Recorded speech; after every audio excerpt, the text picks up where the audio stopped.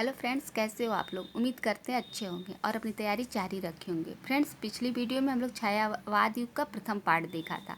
आज उसका part second देखेंगे। अगर आप लोगों ने पिछली वीडियो पहले नहीं देखी है तो पहले उसको देख लीजिए, तब ये वीडियो और अच्छे से समझ में आएगी। आइए देखते हैं छायावाद युग पार्ट सेकेंड।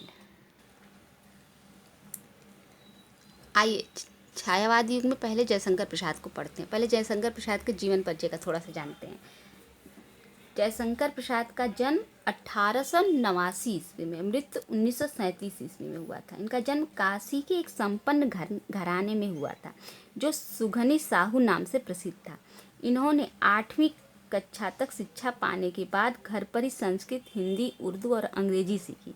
प्रारंभ में इन्होंने ब्रज भाषा में कविताएं लिखी, किंतु बाद में खड़ी बोली में कविता करने लगे।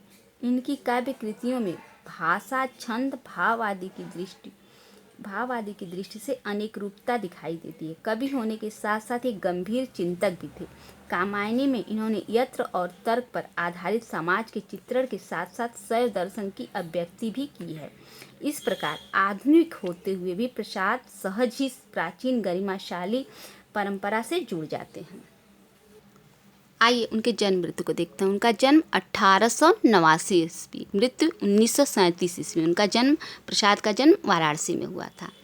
माता पिता, प्रसाद जी के पिता देवी प्रसाद और माता मुन्नी देवी थी। इनका बचपन का नाम झारखंडी था। इनका उपनाम कलाधर था। एक कलाधर नाम से कविताएं करते थे। इनके गुरु मोहिनी लाल थे। ये शैव दर्शन से संबंधित थे। आइए उनकी कृतियों को देखते हैं। यहाँ से प्रश्न बनते हैं और इनके सन को भी याद रखेंगे, क्योंकि सन भी कभी कभी पूछ देता है। उर्वशी 1909 ईस्वी, वन मिलन 1909 ईस्वी, प्रेमराज ये भी 1909 ईस्वी, अयोध्या का उद्धार 1910 ईस्वी, शोकोच्छ्वास 1910 ईस्वी, बभ्रुवाहन 1911 ईस्वी, कानन कुसुम 1913 ईस्वी, प्रेम पथिक 1914 ईस्वी, महाराणा का महत्व ये भी 1914 ईस्वी, चित्राधार 1918 ईस्वी, झरना ये भी 1918 ईस्वी, आंसू 1925 ईस्वी, लहर 1933 ईस्वी, कामायनी 1935 ईस्वी। आइए उनकी कृतियों को थोड़ा थोड़ा समझते हैं। उर्वशी, ये प्रसाद की प्रथम पुस्तक का कार रचना उर्वशी है। यह एक चंपू काव्य है। क्या है? उर्वशी चंपू काव्य है। प्रेम पथिक 1909 में पहले ब्रज भाषा में इसकी रचना की गई थी। बाद में परिवर्तित एवं परिवर्धित रूप में खड़ी बोली में अनुवाद 1914 में किया गया। कब किया गया? प्रेम पथिक का खड़ी बोली में अनुवाद 1914 में। इससे पहले ब्रज भाषा में 1909 ईस्वी में किया गया था। चित्राधार जयशंकर प्रसाद की यह जयशंकर प्रसाद पहले ब्रज भाषा में कलाधर उपनाम से कविता लिखते थे। जो इनकी ब्रज भाषा की कविताएं थी वो इसी चित्राधार में संकलित होती थी। झरना को छायावाद का प्रयोगशाला कहा जाता है। क्या कहा जाता है? प्रयोगशाला। आंसू जो कि 1925 ईस्वी में लिखी गई है। जयशंकर प्रसाद की कृत आंसू 133 छंदों का विरह प्रधान काव्य, स्मृति काव्य है। इसे हिंदी का मेघदूत कहा जाता है। क्या कहा जाता है? इसे हिंदी का मेघदूत कहा जाता है। लहर में प्रसाद की गीत कला का उत्कृष्ट रूप दिखाई देता है। इन गीतों में कहीं तो प्रकृति के सौंदर्य का वर्णन है, कहीं प्रणय की तीव्र अनुभूति, कहीं करुणा की अभिव्यक्ति, तो कहीं रहस्यवाद का संकेत मिलता है।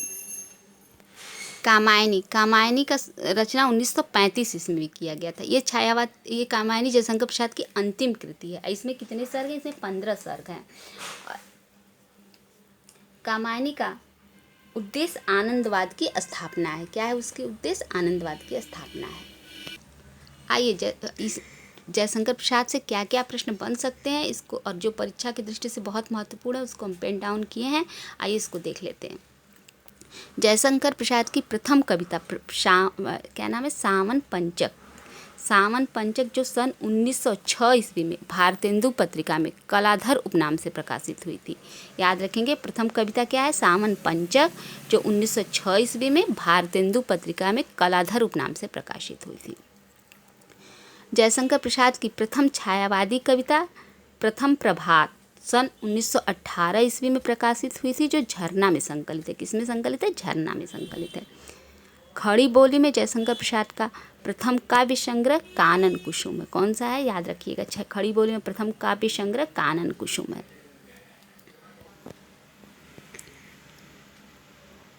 जयशंकर प्रसाद द्वारा रचित झरना को छायावाद की प्रथम रचना स्वीकार किया जाता है। इसको छायावाद की प्रथम प्रयोगशाला भी कहा जाता है। जयशंकर प्रसाद की प्रथम रचना झरना है जो इसको क्या कहा जाता है, इसको छायावाद का प्रथम प्रयोगशाला कहा जाता है। कामायनी प्रसाद की अंतिम कृति है। कामायनी में 15 सर्ग है। आइए इनके 15 सर्गों का नाम देख लेते हैं। चिंता सर्ग, आशा सर्ग, श्रद्धा सर्ग, काम सर्ग, वासना सर्ग, लज्जा सर्ग, कर्म सर्ग, ईर्ष्या सर्ग, ईडा सर्ग, स्वप्न सर्ग, संघर्ष सर्ग, निर्वेद सर्ग, दर्शन सर्ग, रहस्य सर्ग, आनंद सर्ग। पूरा न याद हो पाए तो पहला और अंतिम याद रखिएगा। पहला सर्ग कौन सा है, चिंता सर्ग, अंतिम आनंद सर्ग। ये दो को जरूर याद रखिएगा। कामायनी में प्रसाद ने शैव दर्शन के अंतर्गत आने वाले प्रत्याभिज्ञान दर्शन की मान्यताओं के अनुरूप समरसतावाद और एवं आनंदवाद की स्थापना की है। किसका, समरसतावाद एवं आनंदवाद की स्थापना की है। कामायनी के जो प्रमुख पात्र हैं वो किसके किसके प्रतीक हैं, यहाँ से प्रश्न बनते हैं, इसको हम लोग याद रखेंगे। मनु मन के प्रतीक है, याद रखेंगे। म से मनु, म से मन, याद हो जाएगा। मनु मन के प्रतीक है। ईड़ा बुद्धि की प्रतीक है, ईड़ा बुद्धि की। श्रद्धा हृदय की प्रतीक है और कुमार मानव का प्रतीक है। इसको हम लोग याद रखेंगे। आचार्य शांतिप्रिय द्विवेदी ने कामायनी को छायावाद का उपनिषद कहा है। क्या कहा है, किसने पहले कहा है, शांतिप्रिय द्विवेदी ने। क्या कहा है, छायावाद का उपनिषद। कामायनी का मुख्य आधार शतपथ ब्राह्मण को स्वीकार किया जाता है। किसको स्वीकार किया जाता है, शतपथ ब्राह्मण को। कामायनी का उद्देश्य आनंदवाद की स्थापना करना है। क्या है, आनंदवाद की स्थापना करना है। फ्रेंड्स, छायावाद के अन्य कवियों, छायावाद के प्रमुख स्तंभ कवि निराला, सुमित्रानंदन पंत, महादेवी वर्मा को कल की वीडियो में देखा जाएगा। और अगर ये वीडियो अच्छी लगी हो तो लाइक, सब्सक्राइब और अपने दोस्तों में शेयर करिएगा।